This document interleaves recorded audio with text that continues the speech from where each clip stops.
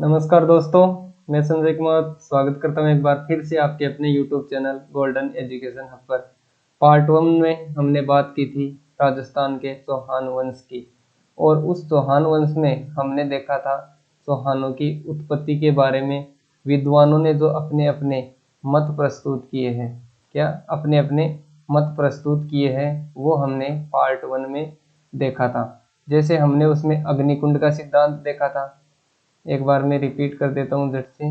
अग्निकुंड का सिद्धांत हमने देखा था। इसके अलावा सूर्यवंश सूर्यवंशी सिद्धांत हमने देखा था। सूर्यवंशी के अलावा हमने चंद्रवंशी सिद्धांत देखा था। क्या देखा था? चंद्रवंशी। क्या देखा था? चंद्रवंशी। उसके अलावा हमने विदेशी मत देखा था। क्या? विदेशी। इसके अलावा ब्राह्मण मत और वत्स गोत्रीय ब्राह्मण के बारे में देखा था। और आज हम पढ़ने वाले हैं प्रमुख चौहानों में जो शासक हुए हैं। क्या? प्रमुख चौहानों में जो शासक हुए, वो हम आज के वीडियो में चर्चा करने वाले हैं। तो देखिए, सबसे पहला जो शासक हम पढ़ेंगे वो है वासुदेव चौहान। कौन है मेरे दोस्तों? वासुदेव चौहान।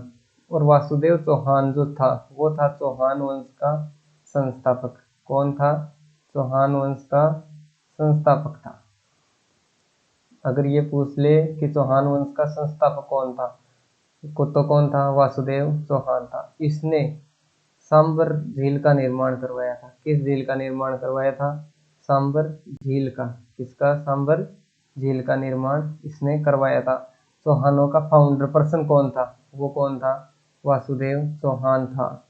सांबर झील का निर्माण, और इसका जो राज्य था वो किसके आसपास का था? सपाद लक्स के आसपास का। और सपाद लक्स ही क्या है? वर्तमान में सांबर है। और आपको पता होना चाहिए सांबर झील वर्तमान के किस जिले में है? जयपुर में। कहाँ है? जयपुर में है। इसके अलावा आपको मैं एक मुख्य बात जो वासुदेव चौहान की परीक्षा में पूछी जाती है वो ये है कि ये स्वतंत्र शासक था या फिर किसी के अधीन कार्यरत था। तो ये स्वतंत्र शासक नहीं था। ये क्या अधीन था? और किसके अधीन था? प्रतिहारों के अधीन एक सामंत था। कौन था ये? प्रतिहारों के अधीन एक सामंत था। तो ये बात हो गई वासुदेव की। अगर आप नोट्स बनाना चाहते हो तो नोट्स बना लिए कि चौहानों का जो संस्थापक था कौन था? वासुदेव चौहान। सांबर झील का निर्माण करवाया था। वर्तमान में जयपुर में है। बहुत बड़ी मात्रा में नमक उत्पादन किया जाता है। सांबर झील का पुराना जो क्षेत्र था वो सपाद लक्स के नाम से जाना जाता है। वासुदेव चौहान स्वतंत्र शासक नहीं था, ये प्रतिहारों के अधीन था। किनके अधीन था? प्रतिहारों के अधीन था। इसके बाद अगला जो शासक हम देख रहे हैं वो कौन देखेंगे? गुवक। कौन मेरे दोस्तों? गुवक। गुवक हम देखेंगे। अगला शासक है चौहानों में जो गुवक है। इसकी मुख्य बात यह है कि गुवक एक स्वतंत्र शासक था। कौन था? स्वतंत्र शासक था। कौन? गुवक। गुवक चौहानों का प्रथम स्वतंत्र शासक था। तो ये इसकी मुख्य इम्पोर्टेंट बात है। वेरी इम्पोर्टेंट पर्सन यहाँ से आता है। स्वतंत्र शासक कौन था? गुवक था। और दूसरी इसकी मुख्य बात यह है कि इसने हर्षनाथ मंदिर का निर्माण करवाया था। हर्षनाथ मंदिर। हर्षनाथ जो कि सीकर जिले में है, और वहाँ पर पवन चक्कियाँ लगी हुई है। तो हमने ये बात कर ली गुवक की। हर्षनाथ मंदिर का निर्माण किसने करवाया था? गुवक ने करवाया था। और चौहानों का प्रथम स्वतंत्र शासक था गुवक था। देखिए, मैं मुख्य मुख्य बातें इन शासकों की आपको बता रहा हूँ जो कि आपके परीक्षा में आने योग्य है। इसके अलावा अगला शासक हम देखते हैं मुख्य। कौन? चंद्रराज। कौन देखते हैं अगला शासक हम? चंद्रराज देखते हैं। चंद्रराज की मुख्य बातें मैं इसकी पत्नी की बताता हूँ। इसकी रानी। कौन मेरे दोस्तों? इसकी रानी।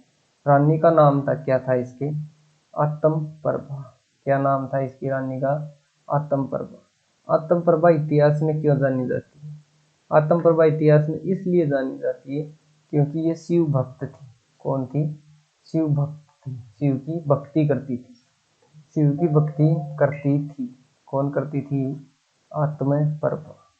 और यह यौगिक क्रियाओं में निपुण थी। मतलब आज के टाइम में जो बाबा रामदेव योगिक क्रियाएं करते हैं उससे भी भयानक तरीके से कौन करते थे उस समय?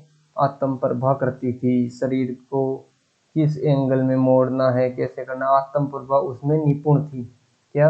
आत्म प्रभा उसमें निपुण थी। बहुत ही बड़ी शिव भक्त थी और इतिहास में ये इसीलिए जानी जाती है। और शिव भक्त होने के कारण इसको क्या कहा जाता है? रुद्राणी कहा जाता है। क्या कहा जाता है मेरे दोस्तों? रुद्राणी कहा जाता है। अगर पूछ ले कि किस राजा की पत्नी को रुद्राणी कहा जाता है, तो आत्म प्रभा को। या ऐसे पूछ ले कि चंद्रराज की पत्नी कौन थी? आत्म प्रभा। या फिर ऐसे पूछ ले कि आत्म प्रभा को शिव भक्त होने का कारण क्या कहा जाता था? रुद्राणी कहा जाता था। ये बात थी मुख्य चंद्रराज की। और अगला शासक हम देखते हैं अजयराज। कौन दोस्तों? अजयराज। अजयराज ने अजमेर बसाया था। क्या बसाया था? अजयराज ने अजमेर बसाया था। जैसे नोट्स लिख रहा हूँ एकदम शॉर्ट में, वैसे ही आप लिख सकते हो। कब बसाया था? 1113। ठीक है। अजयराज ने अजमेर बसाया था। और अजय मेरू दुर्ग, जो अजमेर का किला है, अजय मेरू दुर्ग बनवाया था।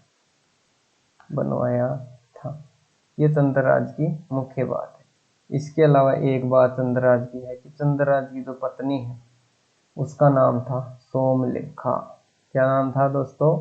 सोमलेखा। सोमलेखा के नाम से अजयराज ने अपने राज्य में सिक्के चलाए थे। जैसे ये सिक्का था सोमलेखा के नाम से, यहाँ से जो अपने राज्य में है सिक्के चलाए थे। ठीक है, ये बात हो गई अजयराज की। और अजयराज के बाद हम बात करते हैं अगला शासक अरणोराज। कौन? अरणोराज। देखिए, अरणोराज भी चौहानों में एक महत्वपूर्ण शासक था। अरणोराज को अगर आप नहीं जानते तो आप अन्ना जी को जरूर जानते हैं। अब अन्ना जी को भी नहीं जानते तो आप अन्ना सागर झील को तो जरूर जानते होंगे। क्या? अन्ना सागर झील। अन्ना सागर झील, और इस झील का नाम आते ही आपको पता है अजमेर। क्या दोस्तों?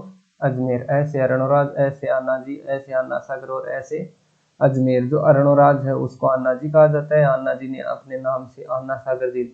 क्या? इनका तुर्कों के साथ युद्ध हुआ था और उस युद्ध में बहुत ज्यादा रक्तपात हुआ था। उस रक्तपात को धोने के लिए, पापों को मिटाने के लिए इन्होंने अन्ना सागर झील का निर्माण कराया था। और वर्तमान में किस जिले में है?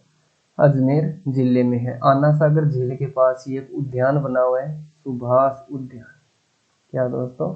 सुभाष उद्यान यहाँ पर बना हुआ है। ये अन्ना जी की बात हो गई कि इन्होंने अन्ना सागर झील बनाई। और एक मुख्य बात इनकी ये है कि जो पुष्कर है, पुष्कर में इन्होंने क्या बनाया था? एक वराह मंदिर।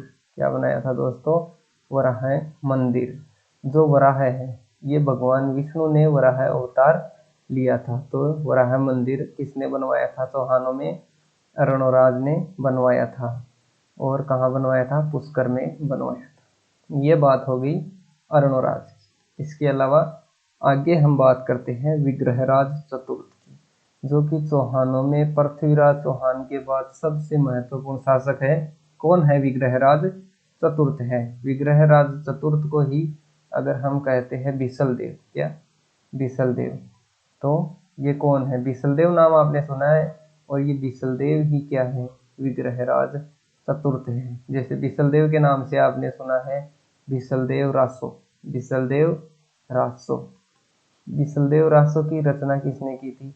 नरपति नालह ने। नरपति नालह, ये आपको जरूर पता होना चाहिए। हर बार किसी न किसी राजस्थान की प्रतियोगी परीक्षा में यह प्रश्न जरूर पूछा जाता है कि बिसलदेव रासो की रचना किसने की थी? नरपति नालह ने। अब बात करते हैं विग्रहराज चतुर्थ के शासन के बारे में। तो इसका शासनकाल चौहानों का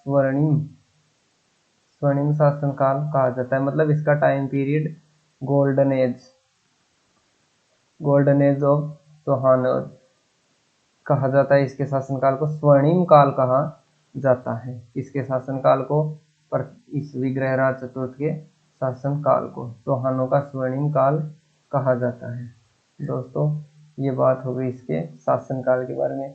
अब बात करते हैं कि इसने दिल्ली के तोमर को हराया था। किसको हराया था? तोमर को हराया था। और दिल्ली का में एक शिवालय बनवाया था।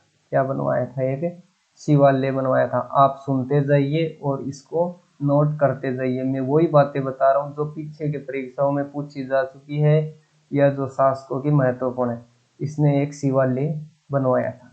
इसके अलावा जो बिसलदेव है, इसकी उपाधि थी, नाम था इसका, तो इसने अपने नाम से कुछ ना कुछ छाप तो छोड़ेगा। तो बिसलपुर नगर बसाया था। एक तो बिसलपुर नगर बसाया था और एक बिसलपुर नाम से तालाब। दोनों ही किस जिले में? टोंक जिले में। किस जिले में दोस्तों? टोंक जिले में इसने बनवाए थे। एक बार फिर से देख ली इसके बारे में। बिसलदेव रासो इसका नाम था। नरपति नालह ने बिसलदेव रासो लिखा था और तोमर को इसने हराया था। दिल्ली में एक शिवालय बनवाया था और टोंक जिले में बिसलपुर नगर और बिसलपुर तालाब बनवाया था। और इस बिसलपुर तालाब की जगह वर्तमान में क्या बना हुआ है? बिसलपुर बांध बना हुआ है।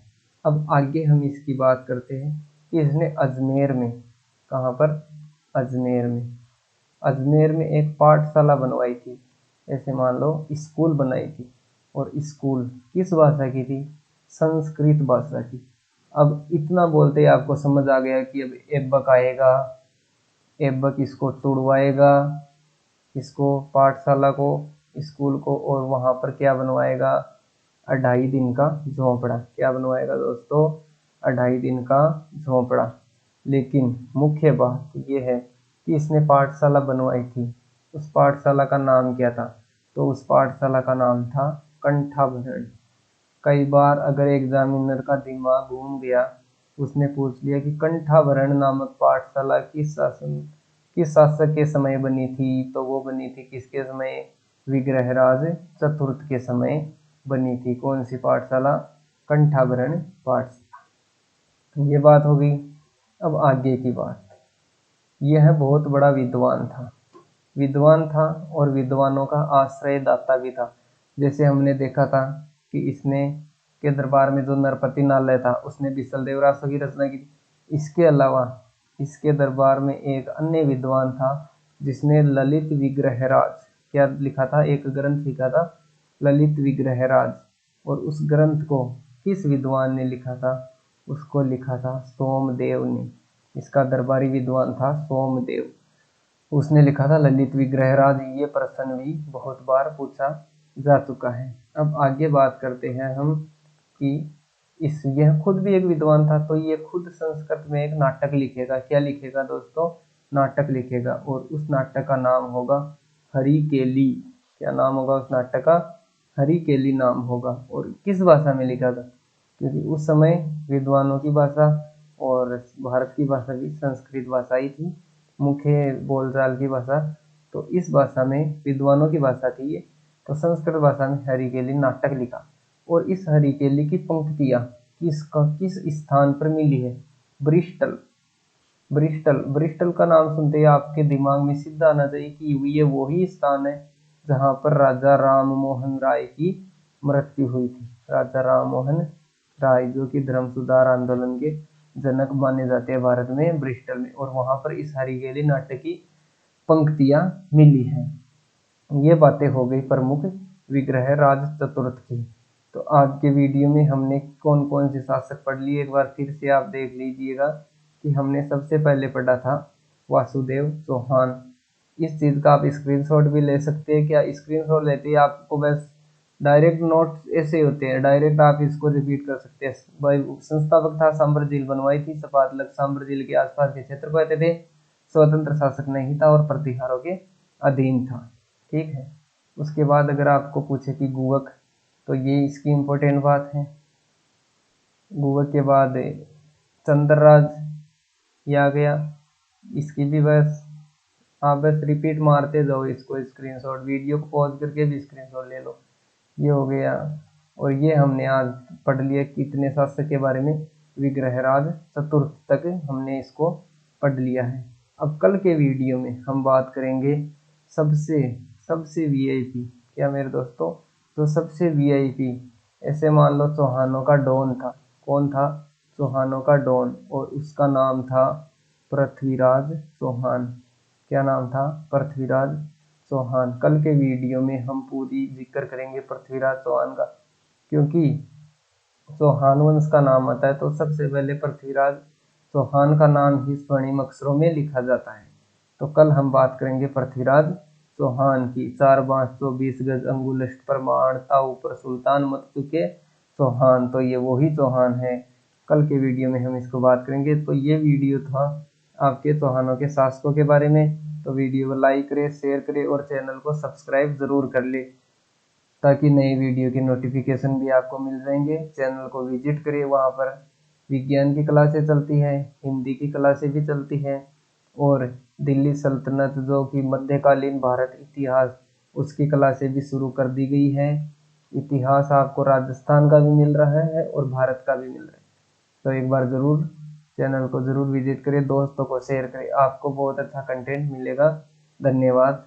कल के वीडियो के लिए इंतज़ार करें, बहुत जल्द आने वाला है।